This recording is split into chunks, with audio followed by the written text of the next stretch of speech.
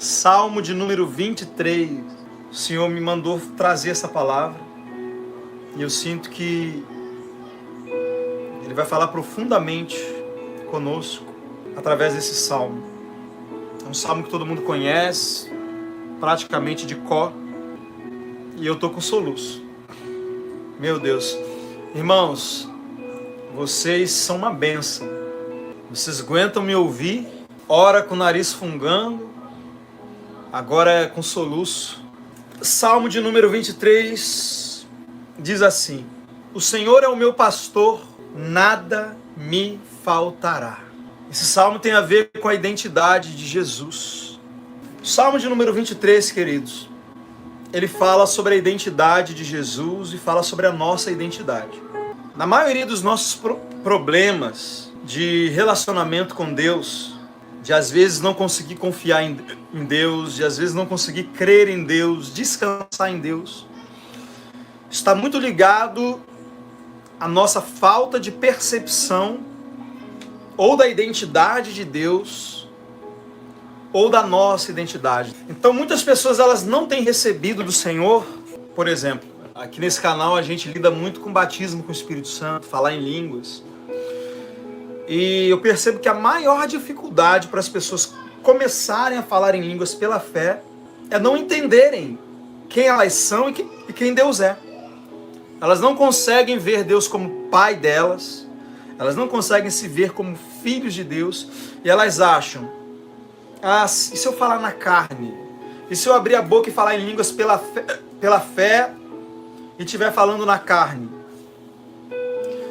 Se essa pessoa lá entendesse a filiação, se elas entendessem aquilo que Deus disse para o irmão do filho pródigo: Filho, tudo que eu tenho é seu. Tudo que eu tenho é seu. O filho pródigo, o irmão, estava com raiva, porque o outro irmão que não merecia nada, né? Que merecia ser escorraçado daquela casa. Na verdade, segundo a lei de Moisés, aquele filho deveria ser apedrejado, deveria ser pendurado numa estaca para os corvos comerem seus olhos. E quando o irmão vê o outro irmão recebendo tanto do pai, recebendo de volta tudo que ele já havia recebido a herança antecipadamente. Ele já havia recebido a herança antecipadamente e agora o pai estava devolvendo tudo. E aquele outro filho ficou indignado. E ele foi reclamar com o pai: Pai, o senhor nunca fez uma festa para mim. O senhor nunca fez uma festa para mim, para eu comemorar com os meus amigos, e eu estou aqui te servindo há tanto tempo. Veja, aquele filho, ele se via como um servo, um empregado apenas. Ele não se via como filho. O outro, embora carnal, embora pecador, foi lá, pegou a herança antecipada, gastou tudo, mas ele se via como filho. Ele se via como filho, a ponto de pedir algo que nem era direito dele naquele momento. E o pai foi e deu. Veja, o filho pediu a herança, não era, ele tinha que esperar o pai morrer, mas o pai deu. E quando ele volta, ele recebe de novo. E o outro filho fica lá: Ué, mas eu estou aqui te servindo há tanto tempo, o senhor não me deu ainda? Estou aqui, te sirvo. Quem disse para você que as bênçãos de Deus para você, ser curado, falar em línguas, Deus cuidar de você, te sustentar, te dar o pão de cada dia, quem disse que isso tem a ver com o que você faz, querido? Quem disse que isso tem a ver com a sua bondade, com a sua santidade? Isso tem a ver com a bondade de Deus. Deus é seu pai. Eu tenho 3 filhos aqui em casa.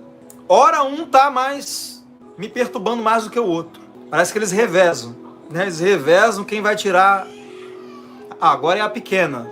Tô aqui na live, ela tá lá embaixo gritando, querendo tomar alguma coisa do irmão. Eles revezam para ver, né?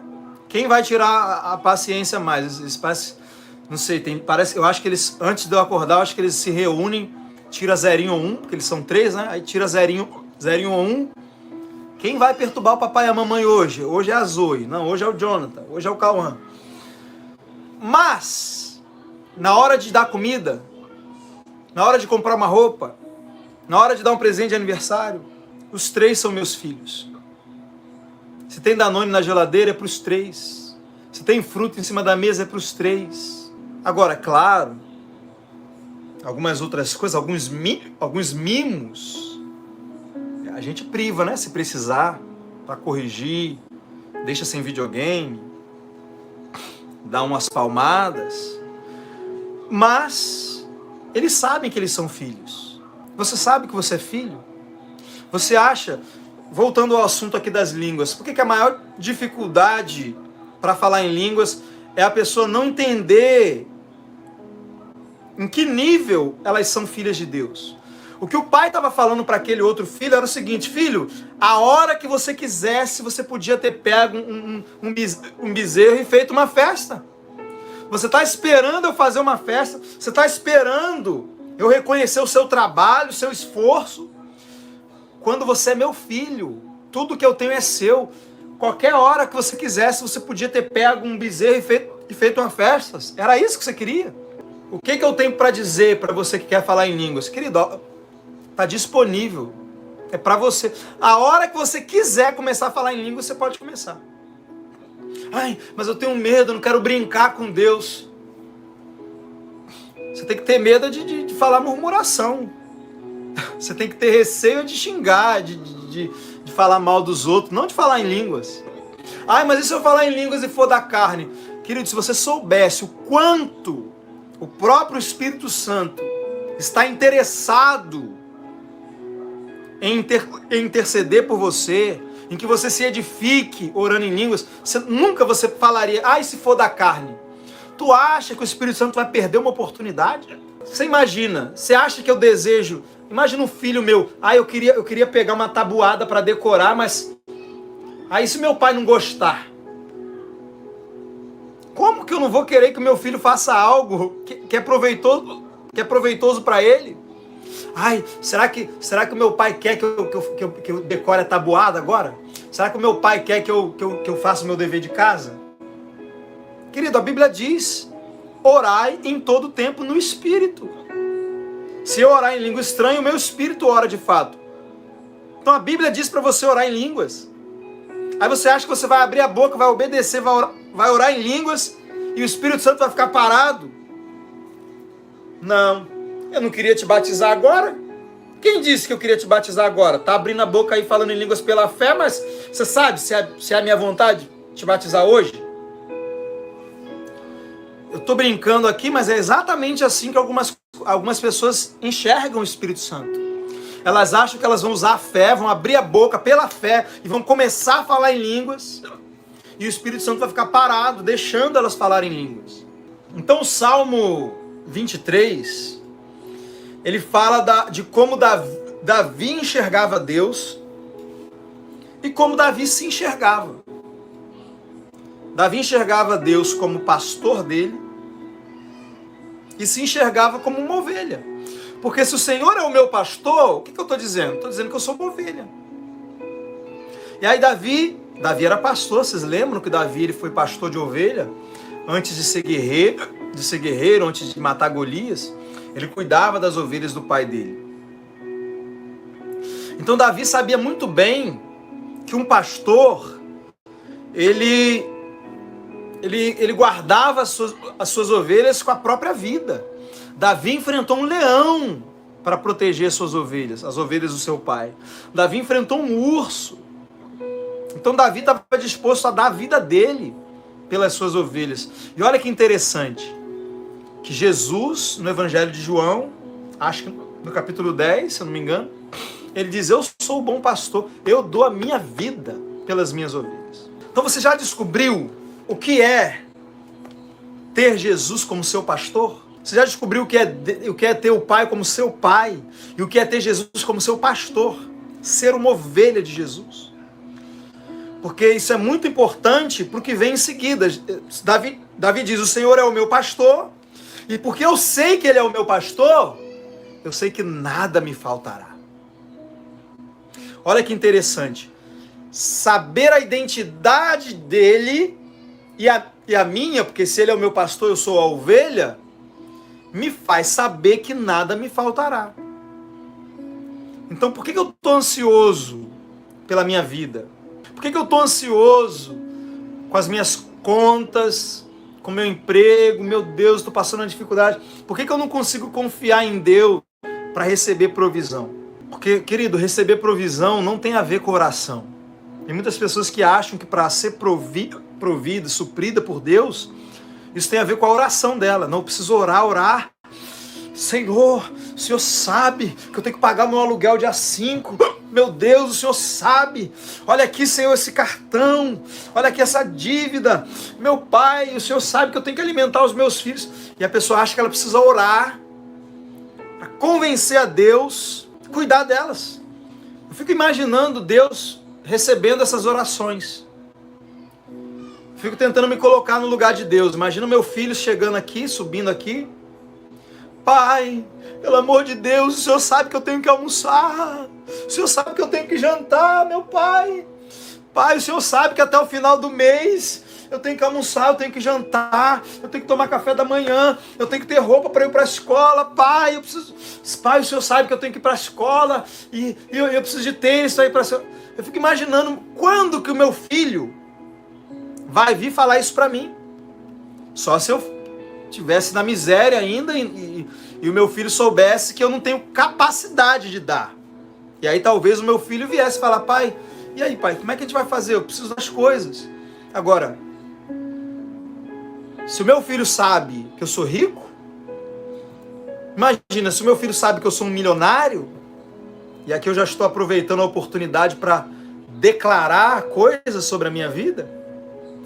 Mas imagina, se você tem um pai milionário, imagina que você é uma criança e seu pai é milionário.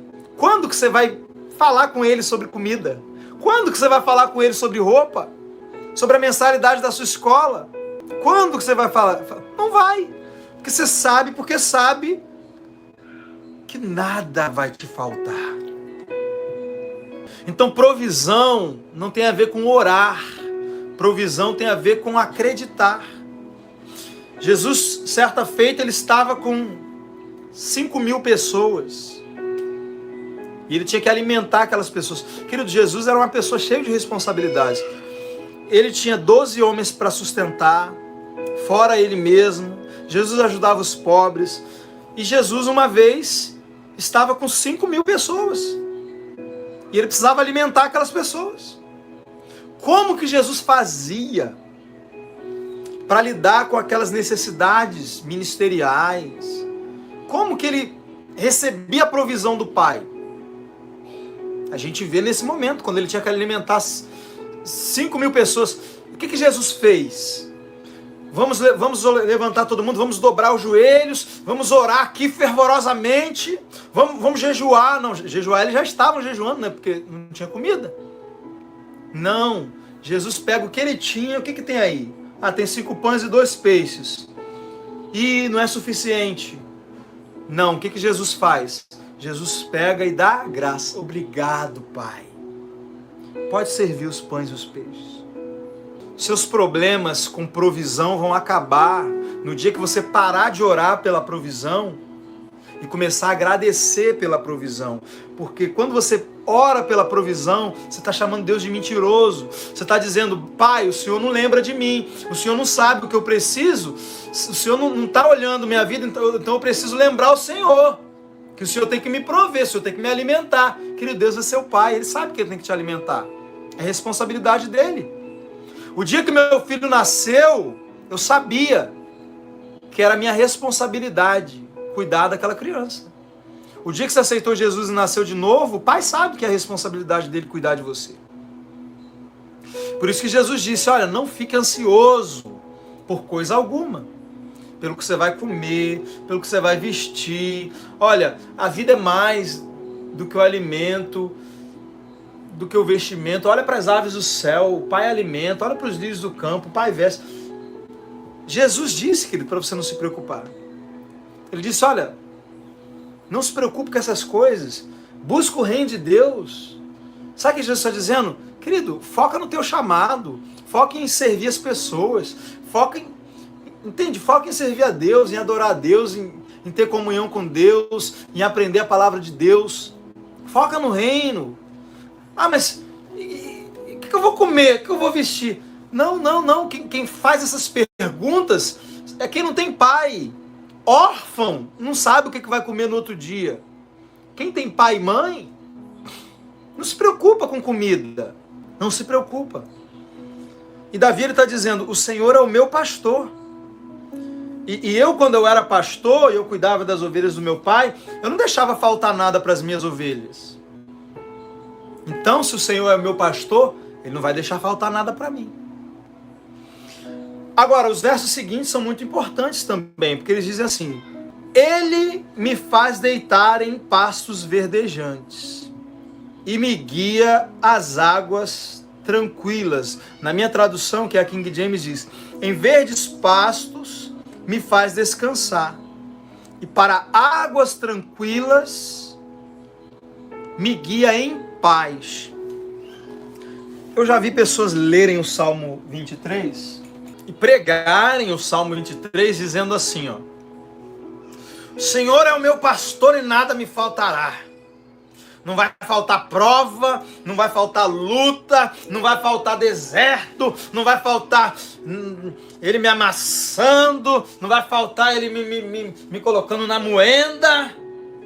Quem já ouviu isso? O Senhor é meu pastor e nada me faltará, não me faltará prova, não me faltará deserto. Eu já ouvi pessoas pregando assim o Salmo 23. Será que é isso que Davi tem em mente? O Senhor é o meu pastor e não me faltará provas, não me faltará lutas. Não. Eu sei que no mundo tereis aflições, mas será que é isso que Davi está dizendo aqui? O Senhor é o meu pastor e nada me faltará, não me faltará problemas? Eu estou falando isso porque eu já ouvi pessoas pregarem isso. O Senhor é meu pastor e nada me faltará, não me faltará prova, não me faltará problemas. O que é que Davi está falando que não vai faltar? É o verso seguinte. Davi não fala de provas, de lutas, embora a gente passe por provas e lutas, mas Davi está falando sobre ser colocado para deitar em pastos verdejantes. Davi está falando sobre ser guiado a águas tranquilas de paz. Davi está falando sobre Deus preparar para ele uma mesa na presença dos inimigos, querido. É só coisa boa aqui. O Senhor é meu pastor e nada me faltará. Faltar o quê? Mesa na presença dos inimigos. Ser guiado, não me faltará direção. Deus sabe onde está o melhor. Deus sabe qual é a melhor porta de emprego. Deus sabe qual é o melhor negócio. Não vai me faltar direção. Pastos verdejantes, não vai me faltar o alimento. Davi não está falando de prova aqui, Davi não está falando de luta. Ah, Danilo, mas no verso 4 ele fala sobre o vale da sombra da morte. Mas ele não disse que Deus está guiando ele para o vale da sombra da morte. Para as veredas da justiça, Davi diz, ele me guia, ele me conduz nas veredas da justiça. Aí é Deus que leva.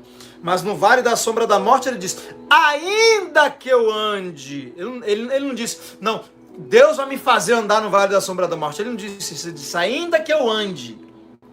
Caso eu passe por algum momento de provação, que Jesus disse, no mundo tereis aflições, eu não temerei mal algum, porque eu sei que o Senhor está comigo. Aleluia. Oh, meu Pai. Deus é bom, querido. Deus é bom, querido. Ele está dizendo, Deus vai te fazer passar pelo vale da sombra da morte. Não. Ainda, se por algum motivo algo vier contra mim, se o diabo quiser trazer algum... Ainda que eu ande, eu não vou ter medo, porque eu sei que maior o que está em mim do que o que está no mundo. Ainda que venham os problemas, ainda que venham as lutas, eu vou passar adorando, eu vou passar descansando. A tempestade veio, Jesus estava dormindo, querido. Shekandarabaso koturiabara, labarando kotoroboso koturiando ribarabarababa shekatarababa. Tu prepararás um banquete para mim na presença dos meus inimigos. Não é que vai ter inimigo, o inimigo vem. O inimigo vem, Aí sabe o que você faz? Em vez de você ficar todo ansioso, preocupado, meu Deus, o que eu vou fazer na minha vida? Essa luta se levantou. Ora por mim, pastor. Ora por mim, irmã. Ora por mim. Nada, problema nenhum pedir oração. Só que o seu pedido de oração não pode ser uma declaração da sua incredulidade. Por que muita gente faz, ora por mim, e às vezes não resolve nada? Porque às vezes o pedido dela de oração não é fé, é incredulidade, é desespero. Você pode pedir oração, mas faça isso pela fé. Não, eu creio que o pastor vai orar e eu vou orar também, a gente vai concordar e o milagre vai acontecer. Amém. Peça oração pela fé.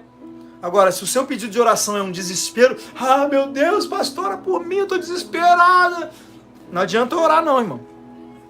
Não adianta eu orar. Você não está na fé, você está na incredulidade. Você vai afundar mesmo.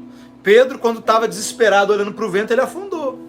Às vezes nossas orações, ao invés de ser manifestações de fé, são manifestações de incredulidade.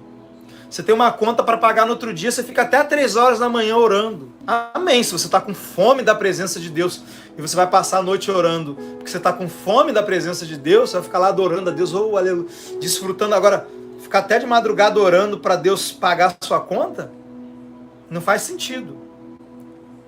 Agora, se você precisa controlar a sua alma, que está aflita, e você vai ficar até 3 horas da manhã louvando e agradecendo. Pai, obrigado porque as minhas contas já estão pagas. Obrigado porque o Senhor é meu pastor e nada me faltará. Segundo suas riquezas, o Senhor supre minhas necessidades. Se você vai ficar agradecendo, aí talvez, né? Talvez não, com certeza, isso vai ser proveitoso. Não para convencer Deus a pagar a sua conta, mas para você se convencer de que as suas contas são pagas. Para você se convencer a descansar. Isso não é, esse tipo de oração, não vou ficar aqui 2 horas confessando que minhas contas já estão pagas. Isso não é algo que você faz para convencer Deus, isso é algo que você faz para convencer a sua alma. Davi disse, fiz sossegar a minha alma, como a criança desmamada no seio da mãe. Então você vai orar, você vai ficar até tantas horas declarando a palavra, não para convencer Deus a fazer, mas para se convencer de que já está feito. Para que a paz reine no seu coração, para que você coloque a sua alma em sujeição. E você fala, vai dormir, alma. Fica quietinha aqui, vai, dorme. Porque aos seus amados, Deus lhes dá enquanto dorme. Agora, querido, a melhor coisa que você pode fazer em relação às suas contas, vai dormir, irmão. Vai dormir. Vai dormir. Eu lembro naquele domingo que Deus me mandou esvaziar minha conta. Eu tinha R$1.500 para pagar no outro dia. Aí eu tinha 1.000 na conta, o Espírito Santo falou comigo, oferta esses 1.000, eu ofertei. Fiquei lá com a minha conta lá.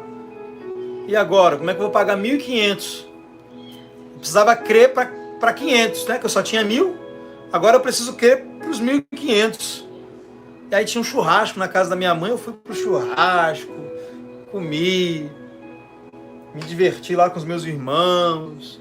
Chegou de noite, eu vim. Você acha que eu passei a noite orando? Oh, meu Deus, o que eu vou fazer para pagar esses 1.500? Ó, Senhor, foi o Senhor que me mandou dar aqueles 1.000. Ó, Deus, estou confiando em Ti. Pai, Tu sabes que eu te ouvi, que eu te obedeci. Agora, ó Deus, não me deixes envergonhado. Não, irmão, fui dormir, querido. Deitei aqui, ó, minha cama tá bem aqui do lado, aqui, ó. Deitei e dormi igual um bebê.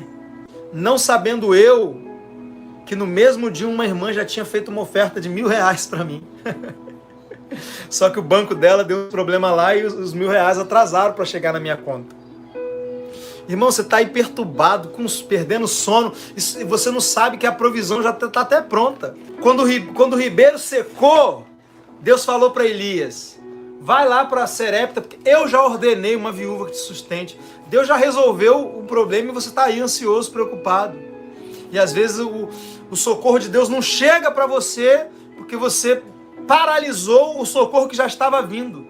Com a sua murmuração, com a sua inquietação, com a sua incredulidade. Você bloqueou o poder de Deus. Aí você está aí perdendo noite de sono. E Deus já até falou com alguém para te abençoar. Deus já até sabe o que Ele vai fazer para resolver esse problema. E você está aí todo desesperado. Então conhecer o Senhor como meu pastor Saber que como um pastor cuida de uma ovelha, Ele cuida de mim. Saber que como um pai cuida de um filho, Ele cuida de mim. Vai me dar uma consciência de que nada me faltará. Repita comigo assim: consciência que se baseia na identidade. Consciência baseada na identidade. Por que os meus filhos têm uma consciência? Por que eles conseguem ficar lá vendo desenho e não se preocupa com almoço, com janta, com o que eles vão comer semana que vem, com contas, com roupa? Por causa da consciência que eles têm de que o pai deles está cuidando das coisas. E por que eles têm essa consciência? Porque eles têm a identidade de filhos. Eles sabem que, porque eles são meus filhos, porque eu sou pai deles, então eu tenho que me preocupar com eles e não eles se preocuparem com eles mesmos.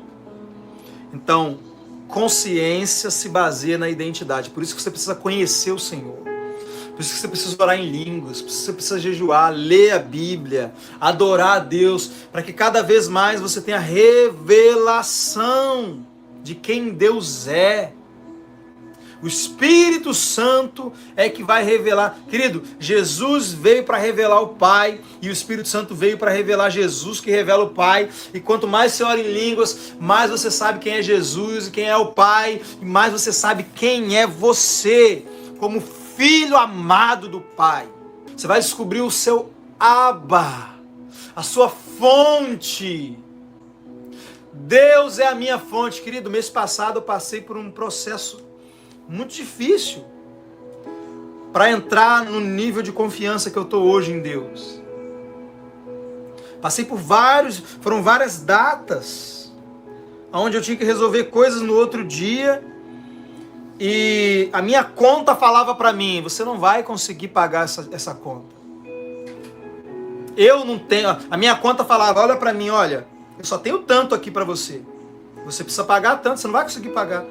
E eu olhava para a conta e falava: essa conta não é minha fonte, Deus é minha fonte. Quantos dias ali lavando louça, Deus é minha fonte. Pai, obrigado, o Senhor é a minha fonte. Vocês lembram quando eu preguei essa mensagem sobre você não ser a fonte, você ser o canal? E que às vezes a gente tem dificuldade de ajudar as pessoas, de ofertar, porque eu me enxergo como fonte. Eu enxergo o meu trabalho como fonte. E aí na hora de ofertar, na hora de ajudar alguém, eu falo: peraí, se eu der isso aqui vai me faltar. Por quê? Porque eu acho que eu sou a fonte. Mas quando eu entendo que Deus é a fonte e eu sou o canal, não tem problema, porque eu sou só o canal. A fonte é Deus. Então, se eu tirar do meu aqui para dar para alguém, a minha fonte vai continuar passando pelo canal. Então, naquela época que eu preguei essa mensagem, eu estava vários dias declarando isso incessantemente. Deus é a minha fonte. Eu sou um canal, meu Pai é a fonte, eu posso dar sem medo, eu posso ofertar, porque Deus também, ao mesmo tempo que Deus estava me trazendo para um lugar de confiança, Deus estava me desafiando a ofertar, a semear, e às vezes me colocar em situação que, naturalmente falando, eu estava sendo irresponsável. Algumas ofertas que Deus me pediu para fazer, se outra pessoa olhasse, ia falar: cara, tu está sendo um irresponsável. Olha, cuidado, você tem filho, você tem contas para pagar. E eu não falo para ninguém fazer o que eu faço. Eu falo para você ter uma intimidade com Deus, onde Deus vai te guiar no que você tem que fazer. Às vezes o passo que Deus está pedindo para você fazer hoje é uma coisa pequena, mas mesmo sendo pequeno, tá difícil, tá doendo na sua alma. Por quê? Porque Deus está te tirando da zona de conforto. Porque na zona de conforto você não confia nele. Na zona de conforto você confia nos R$600 do auxílio, você confia no seu salário de 1.300, você confia no fulano, cicrano que te ajuda, que te empresta um cartão. E aí Deus quer te tirar desse lugar. Deus quer te tirar, porque você está com várias fontes. Meu trabalho é minha fonte, meu marido é minha fonte, meu irmão que me ajuda é minha fonte, meu pai, minha mãe que me ajuda é minha fonte, o auxílio do Lula, do Bolsonaro é minha fonte. Não, querido, Davi disse: olha, todas as minhas fontes estão em ti. Amém. Deus pode usar vários canais para fazer o recurso chegar até mim? Hoje, por exemplo. Hoje, eu pago minhas contas, eu sustento minha família com as ofertas dos irmãos. Então, são vários canais que Deus usa para fazer o recurso chegar até mim. Um irmão que oferta na minha vida hoje é um canal, outro irmão é um canal. Então são vários canais, mas não são várias fontes. Entende? Irmão, preste atenção no que eu estou te falando, que você precisa entender isso. As pessoas que semeiam na minha vida são canais. Minha fonte é o Senhor. Então eu não fico ali, meu Deus, hoje ninguém ofertou. Ih, meu Deus, eu preciso mandar uns áudios lá de oferta. Quando eu mando um áudio lá é porque eu estou inspirado. É porque eu estou ungido. Porque se eu mandar um áudio também sem unção, em vez das pessoas semearem, as pessoas vão sair do grupo. Se não tiver unção, com unção, você tendo a unção, você falando algo porque Deus está mandando, já tem gente que é carnal, endurece o coração e sai. Você imagina eu fazer as coisas na carne. Então quando eu mando um áudio, é porque eu estou ministrando, é porque eu estou ensinando. Agora, se passar um dia lá e eu ver que ninguém deu uma oferta, irmão, eu tô tranquilo. Tô tranquilo. Daqui a pouco Deus pega um irmão aí abençoado e faz ele ofertar R$1.000 na minha conta. Tô tranquilo. Eu não fico olhando pro canal. Eu não fico vendo vocês lá no grupo como fontes. Não, eu preciso fazer essa pessoa ofertar. Meu Deus. Não, essa parte eu resolvo aqui, no meu quarto, com Deus. Quando eu olho, eu percebo, meu Deus, minha alma começa, os irmãos não estão ofertando, e agora? Eu não vou para o grupo instigar ninguém a ofertar, eu venho para o meu quarto e começo a tratar com a minha alma. Obrigado, Senhor, porque segundo as suas riquezas, não são os irmãos, é o meu Pai, segundo as riquezas dele que supre as minhas necessidades. E aí Deus vai e move as fontes. Deus faz chegar em mim pelos canais, pela fonte não, pelo canal. Então você precisa entender isso. Porque senão seu patrão atrasa o salário, você já fica doido, você já fica endemoniado já. Seu marido começa a ficar meio pão duro, você já fica né? Jezabel já entra em ação. Agora, se Deus é a sua fonte, você não se preocupa com os canais. Ah, fechou aqui um canal, estou desempregado. E daí? A maioria das pessoas que estão desempregadas, elas estão desesperadas. Por que elas estão desesperadas? Por que as pessoas ficam desesperadas quando elas são mandadas embora? Porque o emprego é a fonte delas. Elas pensam assim, se eu não tiver um emprego, eu não tenho sustento. Só que você tem que entender que o seu sustento não vem do seu emprego, o seu sustento é o Senhor. É o teu Pai que cuida de você. Fui mandado embora ontem. Ok, até ontem Deus usou um emprego para te sustentar, mas se o emprego se foi, você acha que Deus depende do emprego para te sustentar? Se Ele tiver uma porta para você daqui 2 meses, será que Ele não pode te sustentar durante esses 2 meses? E se Ele estiver te levando para o deserto para te deixar ter fome e te sustentar com maná, para você aprender que nem só de pão viverá o homem, mas de toda a palavra que procede da boca de Deus. Quando Deus levou Israel para o deserto, não foi para eles, meu Deus, Deus deixou a gente desamparado. Não. Deus fez isso para ensinar eles a viver pela fé. Deus fez isso para ensinar eles que eles não vivem da colheita, de plantar, de colher, que era o que eles faziam no Egito. Ainda que eles eram escravos, mas eles recebiam sua comida, seu alimento. Eles tinham a terra lá dada por José, pelo faraó na época de José, que eles plantavam, colhiam, eles tinham gado. Como é que você acha que a Bíblia diz que os gados dos egípcios morriam, mas os deles não? Eles tinham fazendas, tinham gados, tinham plantas. Então eles ficaram com saudade do Egito, porque no Egito eles dependiam do braço deles. Eles plantavam e colhiam. Aí Deus leva eles para o deserto para quê? Que agora eles não podem fazer nada. Agora eles têm que esperar o pão cair do céu. A irmã batizada com o Espírito Santo hoje. Glória a Deus, irmã. Glória a Deus. Você que ainda não foi, não fica com inveja não, querido. Está liberado para você. Abre a boca pela fé e fale em línguas. Mas se for da carne, para com isso, irmão. Essas bobagens na sua mente estão te impedindo de tomar posse do que é seu. Então, Ai, perdi o emprego. Não é o meu emprego que paga as minhas contas? É o meu pai que cuida de mim? Amém. Eu perdi o emprego hoje. Ele pode ter uma porta melhor para mim amanhã. Ele pode ter uma porta melhor para mim amanhã. Mas pode ser que essa porta seja para o mês que vem. E aí, será que eu não posso confiar em Deus durante um mês? Será que Deus é obrigado a usar um único canal para fazer o recurso chegar a mim? E se durante um mês Ele quiser que você viva sobrenaturalmente? Se Ele quiser usar outros canais, usar alguém para te abençoar? Quando você se conscientiza de que Deus é a sua fonte, Ele vai usar o canal que Ele quiser. Agora, não estou falando aqui para ninguém sair do emprego, para ninguém ficar... ou não ir atrás de emprego, ou não botar currículo, ficar em casa sentado sem fazer nada. Isso daí é preguiça. Não é disso que eu estou falando. Você vai colocar o currículo, você vai procurar emprego, você vai falar com alguém, se souber de alguma coisa, tá? Mas tranquilo. Sabe? Não achando, meu Deus, preciso correr atrás de um emprego, porque senão não vou conseguir pagar o meu aluguel. Que isso, querido? Seu emprego é a sua fonte? Não. Vai colocar o currículo, mas vai tranquilo. Não vai como, vai para uma entrevista, vou lá para a entrevista, a sua fonte. O cara tá te entrevistando e você tá lá, todo preocupado, achando que ele é a sua fonte. Irmão, vai com a cabeça erguida.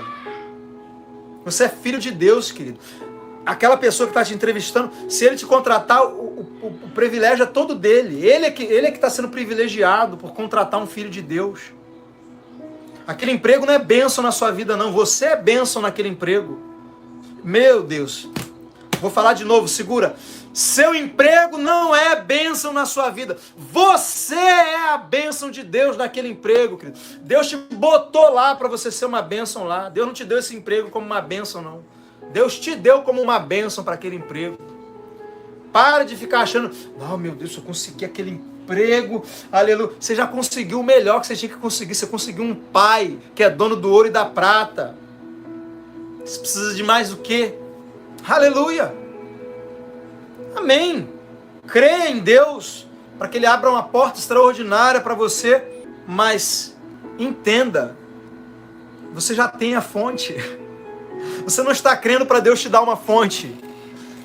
Você pode estar crendo por um canal, mas você não precisa crer por uma fonte. Você já tem a fonte, irmão.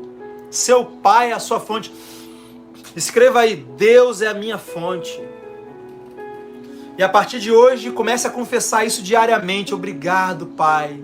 O Senhor é a minha fonte. Deus é a minha fonte. Quando vier um pensamento de preocupação, diga, Deus é a minha fonte. Deus é a minha fonte. Deus é a minha fonte. Meu emprego não é a minha fonte.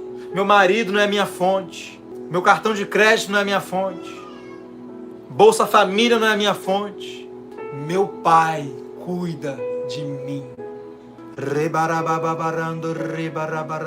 Queria que você tirasse agora uns minutos e só adorasse o Senhor, dizendo a Ele, agradecendo, Senhor, obrigado, porque o Senhor é minha fonte, eu te louvo, Pai, porque o Senhor cuida de mim, eu sou tão grato.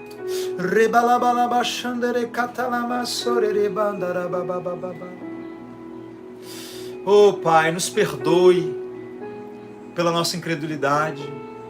Nos perdoe, Senhor, porque muitas vezes murmuramos, nos inquietamos. Queremos te louvar, Senhor, te agradecer.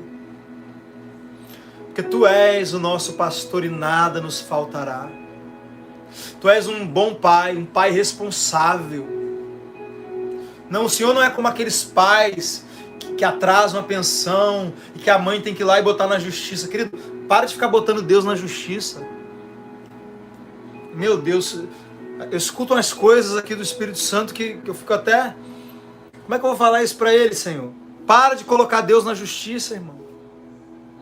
Você fica colocando Deus na justiça como se ele fosse esses pais irresponsáveis que não pagam pensão. Não, vou botar Deus na parede e que Ele vai ter que suprir, tô semeando aqui, Deus, tô colocando tudo aqui na fogueira, agora o Senhor tem que me suprir, agora o Senhor tem... Para de colocar Deus na justiça, irmão. Deus não é esse tipo de pai, não, precisa ser colocado na justiça, não. Para de mandar a polícia atrás de Deus. Entenda, discirna espiritualmente o que eu estou te falando aqui.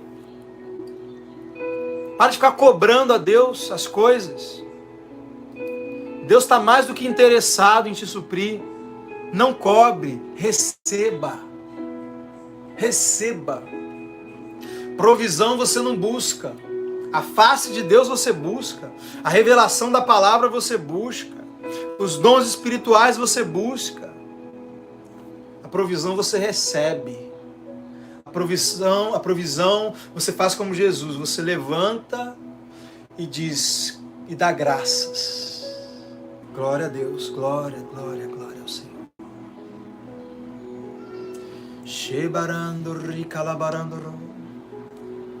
Não faça isso, querido. Não faça da sua oferta uma reivindicação. Faça da sua oferta uma demonstração de confiança. Meu Deus. Eu vou falar agora. Não faça da sua oferta uma intimação judicial.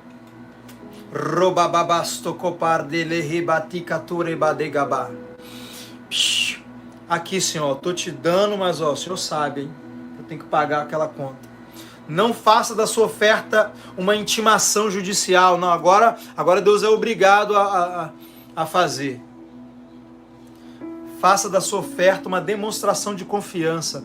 Pai, eu tenho tanta certeza que o Senhor vai me suprir. Eu tenho tanta certeza que o Senhor não vai me deixar faltar nada, que eu quero te honrar com essa oferta. Eu vou ofertar e eu vou ficar tranquilo, porque eu sei que o Senhor vai cuidar de mim. Que a sua oferta seja um descer do barco. Quando eu dei aqueles R$1.000 que o Senhor me pediu, e hoje eu sei que não era só a minha vida, Deus fez daquilo um testemunho, Deus usou aquele dia para que isso se transformasse num exemplo, numa pregação, numa instrução para várias outras pessoas. Mas quando eu obedeci o comando do Espírito Santo, eu não fiquei, ó Senhor, tá aqui, eu vou dar os R$1.000, agora o Senhor tem que pagar minha conta. Não. Eu falei, Senhor, eu sei que a minha conta está paga, já está paga. Minhas contas já estão pagas. Não porque eu dei R$1.000. Minhas contas estão pagas porque o Senhor me supre, o Senhor é o meu Pai. E eu estou te dando porque eu confio, estou descendo do barco. Agora, claro que você vai colher. Agora, preste atenção. A provisão que veio no outro dia, para que eu pagasse aquela conta, não foi a minha colheita. Não se engane. Ah, Danilo, você deu R$1.000 num dia e no outro dia você colheu o dinheiro de pagar suas contas. Não? Você acha mesmo? Eu devo ter recebido de oferta o quê? No outro dia. Uma irmã ofertou R$1.000, recebi uma outra oferta de R$500 de outra irmã e outros irmãos ofertaram quebradinho. Então, no máximo ali eu recebi R$2.000 e pouco de oferta. Você acha que eu vou ofertar R$1.000 e vou colher R$2.000? Você acha que é assim que Deus te dá uma colheita? Não. A Bíblia diz, dai e vos será dado boa medida, sacudida, recalcada, transbordante, mais se lhes dará. Não, querido, aquilo ali foi só a minha provisão, porque Deus é meu Pai. Minha colheita não chegou ainda. Você acha mesmo que aqueles R$1.000 que eu plantei, a colheita já veio? Não, não, não. Tá vindo ainda. Não, querido. Não, não, não, não. Não é o dobro, não. É 100 vezes mais. A colheita, a Bíblia fala que é a 30, 60 e 100 por 1. Não é nada de plantar. Quando você planta uma semente, nasce um pé, e aí nasce 2 frutas? Né? Você plantou a semente de uma maçã, aí nasce uma árvore com 2 maçãs? Não. Então, eu plantei confiando que a conta que eu tinha para pagar no outro dia, meu pai ia me sustentar. Então eu estava confiando em Deus como Pai. Eu não estava pagando, eu não estava dando 1.000 para receber os 1.500. Não. A minha colheita ainda vai vir. Agora, Deus pagou aquela conta para mim, usando pessoas, porque Ele cuida de mim. Então, querido, eu nem sei porque que eu entrei nisso aqui, porque Deus falou comigo, disse para eles não me colocarem na justiça. Diz para eles pararem de me enxergar como um pai irresponsável, que atrasa a pensão e que tem que ser colocado na justiça. Não, eu sou a justiça. Ninguém é mais justo do que eu. Seu pai é justiça, querido. Você não coloca Deus na justiça porque Ele é justiça, Ele é justo. Ele não vai falhar com você. Ele é responsável. Ele sabe dos compromissos dele. Ele não atrasa os compromissos, não. Então não coloque Deus na justiça. Não faça da sua oferta uma ordem judicial. Oferte com alegria, com amor. Plante para colher. Mas as contas que você tem que pagar amanhã, levanta a mão e fala: Deus é a minha fonte. Eu confio no Senhor. O que a provisão tem a ver com a semeadura? Tem a ver que você precisa estar consciente da provisão para que você não negligencie a semeadura. Porque se você não tiver consciência da provisão, você não vai conseguir ser um semeador. Porque você vai estar semeando sempre com medo, sempre com medo. Medo de faltar. E aí você vai estar semeando sempre ali com incredulidade. Não, eu vou dar só isso aqui porque eu vou garantir. Então, não é que você precisa semear para Deus te suprir. Deus vai te suprir, querido. A Bíblia diz que os pássaros, eles não semeiam e nem colhem, mas o Pai os alimenta. Meu Deus! Deus não cuida de você porque você semeia. Deus cuida de você porque você é filho dele. A sua semente vai trazer uma colheita. Ah, mas por que às vezes o fato de eu não semear, parece que eu acabo não recebendo a provisão? Não é porque você não está semeando, é porque você está na incredulidade. É porque você está ansioso. E o fato de você não semear é só uma prova disso. É só uma prova de que você não está confiando em Deus. Então você não está recebendo, não é porque você não está semeando, é porque você não está confiando em Deus. Agora, obviamente, isso acaba afetando a sua semeadura. Você não confia em Deus, você tem medo de faltar, então por isso você não semeia. Agora, Deus não está deixando de cuidar de você porque você não está semeando. Nossa, isso seria horrível. Meu filho precisa me dar alguma coisa para eu cuidar dele? Não, sua semeadura tem a ver com seu futuro financeiro, tem a ver com sua colheita. Sua provisão tem a ver com você ser filho de Deus. A Bíblia diz que Deus dá semente para quem semeia, mas dá pão para quem come. Ou seja, algumas conquistas, algumas manifestações de abundância vão vir para a sua vida porque você é um semeador. Mas porque você é filho, a provisão vem, o cuidado vem, o pão vem, o sustento vem. Agora, é claro que a gente não quer viver só do sustento. A gente quer viver o extraordinário. A gente quer a abundância. Porque eu não quero só ter suprimento para a minha vida. Eu quero abundar, eu quero ajudar os outros. Eu quero investir na obra. Eu quero ajudar os pobres. Eu não quero ser uma pessoa egoísta. Eu quero só me dar o pão de cada dia, pai, só para mim. Meu pão. Tanto é que na oração, o que Jesus disse? É o pão nosso. Eu não quero receber um pão meu. Jesus não mandou você orar pelo pão meu, pão seu. Jesus mandou você orar pelo pão nosso. É aquilo que vai vir para você abundante, para que você ajude os outros também, para que você compartilhe. Agora o pão de cada dia, o seu, da sua família, agradece. Ele cai todo dia. O povo de Israel não precisava nem orar. Acordava de manhã, estava lá o pão lá. Vai dormir crendo, querido, que aos seus amados Deus dá a eles enquanto eles dormem. Dorme e fala obrigado. Outra coisa que eu fiz também vários dias durante esse processo. Sempre que eu ia dormir eu falava obrigado, Senhor. Porque o Senhor me dá enquanto eu durmo. E eu ia dormir. Aí ontem minha esposa falou assim, Danilo, de madrugada tem gente ofertando na sua vida. E é verdade, às vezes eu acordo de madrugada, alguém mandou uma oferta. Agora, isso é uma manifestação da minha fé. Eu declarei várias vezes antes de dormir. Eu ia dormir, às vezes eu tinha compromissos no outro dia, mas eu ia dormir obrigado, Senhor. Porque aos seus amados o Senhor dá enquanto eles dormem. Então, querido, a live de hoje, porque durante muitos dias eu falei sobre prosperidade, sobre semear, sobre oferta, e talvez, Isso rouba. Se eu não trouxer aqui um equilíbrio, você seja roubado da paternidade de Deus. E você começa a ver Deus como eu preciso semear para Deus cuidar de mim. Não. Você precisa semear para crescer, para aumentar. O cuidado de Deus é para os filhos. Os pássaros não semeiam, não colhem, mas o Pai os alimenta. Deus vai cuidar de você. Você que está me ouvindo, você não precisa ofertar na minha vida nem um dia, se você não quiser. Deus vai cuidar de você. Ele é seu Pai. Agora, a semeadura tem a ver com o aumento, porque eu semeio para multiplicar aquilo que Deus já trouxe para as minhas mãos. Semeadura tem a ver com multiplicação. Você semeia uma semente, Deus te dá mais semente. Você semeia mais, tem a ver com uma parceria entre você e Deus para que o reino dele seja suprido. Deus ele vai te dando... A semente, ela não é para você, a semente é para o reino.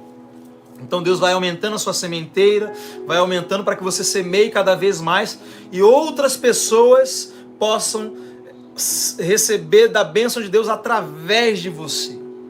Então a semeadura não tem nada a ver com você, com Deus ser seu pai. A semeadura tem a ver com você ser um canal para revelar Deus como pai para outras pessoas. Então Deus quer fazer de você um canal. A lei da semeadura existe para que, primeiro, você seja a imagem de Deus. Porque Deus é semeador. Deus é doador.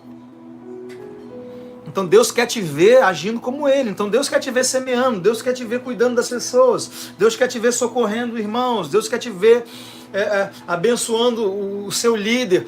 Porque Deus quer te ver a imagem dEle. Segundo, a lei da semeadura existe para arrancar a avareza do seu coração. Porque toda vez que você dá uma oferta, um pouquinho de avareza sai de você. E à medida que você vai plantando e colhendo, você vai cada vez mais confiando em Deus, cada vez mais confiando em Deus, cada vez mais se desapegando. Toda vez que você oferta, você morre um pouco. A sua carne é mortificada e você vai ficando cada vez menos avarento e cada vez mais generoso. Deus está gerando em você um caráter de generosidade. A lei da semeadura é um exercício. Tudo que você exercita cresce. Você vai para a academia, você vai malhar um determinado músculo, né? Você vai fazer um exercício, o bíceps, por exemplo. Você tem um exercício específico para aquele músculo. Não adianta você querer... Tem o tríceps, né? Que é a parte de trás aqui do braço. Não adianta você querer fazer um exercício que é para a parte de trás do braço e achar que a parte da frente vai crescer. Não, tem um exercício para a parte de trás e tem um exercício específico para a parte da frente. Você vai na academia, você vai ver que tem... Para cada músculo tem um exercício. Para a sua vida espiritual também. Para cada fruto tem um exercício. Então, para o domínio próprio, por exemplo, você tem que jejuar. O jejum, quanto mais você jejua, mais você consegue dizer não para o pecado. Porque você está exercitando o domínio próprio. E o que acontece com o músculo quando você exercita ele muito? Ele cresce. Então você chega na academia levantando 10 quilos, daqui a pouco você está levantando 20, daqui a pouco 30, e o seu músculo ele vai crescendo. O que acontece com a generosidade? Você começa ofertando 10 reais, você está exercitando a sua generosidade. Daqui a pouco você está semeando 20, daqui a pouco você está semeando 50. O que está acontecendo nesse processo? Você está exercitando a generosidade e a generosidade está crescendo. Você está malhando aquele músculo, o músculo cresce. Você está exercitando a generosidade cresce. Você vai se tornando cada vez mais generoso. E por que você prospera? Porque em Provérbios está escrito: a alma generosa prosperará. Então, quanto mais eu semeio, mais a minha generosidade cresce. Quanto mais a minha generosidade cresce, mais a minha prosperidade aumenta. Por isso que João disse para o discípulo dele: eu faço votos por tua prosperidade. Como é próspera a tua alma? Ou seja, como a sua alma está prosperando, sua vida vai prosperar. Amém, queridos? Então, a lei da semeadura, ela não existe para você ficar fazendo barganha com Deus. Ela existe para você crescer. Você cresce. Você cresce na sua generosidade, você amadurece. E é tão lindo, querido, quando você discerne no Espírito o que é a lei da semeadura. Eu fico tão triste quando eu vejo alguns homens deturpando a palavra de Deus. Deturpando, fazendo como se Deus estivesse ali numa banca e as pessoas estivessem ali fazendo barganha. Não é isso, querido. O reino de Deus, os princípios do reino de Deus são maravilhosos, mas tem que ser discernidos com revelação. Por isso que você precisa orar em línguas. Por exemplo, um líder tomar das mãos do povo prata e ouro é bíblico. No Antigo Testamento sempre foi assim. Tudo que era feito em termos de obra de Deus era feito com as ofertas do povo. Agora, um líder carnal, o que ele vai fazer? Ele vai pegar a prata e o ouro do povo, na verdade ele vai arrancar do povo, ele vai manipular o povo para arrancar, e ele vai construir um bezerro de ouro para o povo adorar. Você vai nos lugares onde as pessoas ofertam por manipulação, elas não estão adorando a Deus, elas estão adorando um bezerro de ouro. Porque elas não estão nem conhecendo a Deus. Elas conhecem um Deus de troca, de barganha. E você acha que aquela adoração que elas estão dando a Deus está indo para Deus? Não, está indo para o Deus delas. Para o Deus que os homens... Arão pegou a prata e o ouro do povo, construiu um bezerro de ouro e falou para o povo de Israel: eis aí Jeová que vos tirou da terra do Egito. O povo não estava adorando, achando que estava adorando outros deuses. Não, eles olhavam para aquele bezerro e eles achavam: esse é o Senhor que nos tirou da terra do Egito. Foi isso que Arão disse para eles. Então tem muitos líderes pregando essa questão de prosperidade de uma forma tão deturpada, que o Deus que eles estão apresentando para as pessoas não é o Deus verdadeiro. E as pessoas estão adorando falsos deuses, achando que estão adorando a Deus. Mas é um bezerro de ouro. Agora, qual é a diferença? A diferença é Moisés. Moisés ficou 40 dias no monte, jejuando, orando, para receber a revelação do tabernáculo, a visão ministerial, aquilo que precisava ser construído para o reino de Deus. E um homem assim, ele vai receber, ele vai tomar as ofertas do povo, e aquilo ali vai subir como aroma suave nas narinas de Deus. Ele não vai levantar um bezerro de ouro, ele vai levantar o tabernáculo. E nós estamos aqui nesse canal não para levantar bezerro de ouro, estamos aqui para levantar um tabernáculo. Danilo, o que é um tabernáculo? Você vai construir um templo e vai botar o nome tabernáculo do não sei o de quê. Não. Tabernáculo é a visão ministerial que Deus dá para um homem. Quando Moisés estava em cima do monte, Deus deu uma visão para ele do tabernáculo e diz: agora desce e faz de acordo com o modelo que te foi mostrado. Então, querido, no meu coração existe um modelo que Deus me mostrou, de um ministério. Envolve igrejas locais, envolve centros de treinamento, envolve canais em outros países com essas mensagens dubladas em outros idiomas, envolve livros editados, envolve centros de recuperação. Hoje cedo eu estava conversando com a Bispa Iula sobre o meu desejo de construir centros de recuperação com essa visão de oração em línguas, para que os jovens estejam ali, jovens e adultos, pessoas com problemas com drogas, estejam ali orando em línguas, jejuando, aprendendo as práticas espirituais e saindo dali realmente livres. Porque nos centros de recuperação que eu conheço e eu já trabalhei, as pessoas saem do mesmo jeito. Saem para voltar daqui a alguns meses. Então, nos meus momentos de oração, de intimidade com Deus, um modelo me foi mostrado. E para que esse modelo, para que o homem de Deus possa descer do monte e fazer de acordo com o modelo que foi mostrado, para que possamos fazer tudo aquilo que hoje eu tenho no meu espírito de visão ministerial.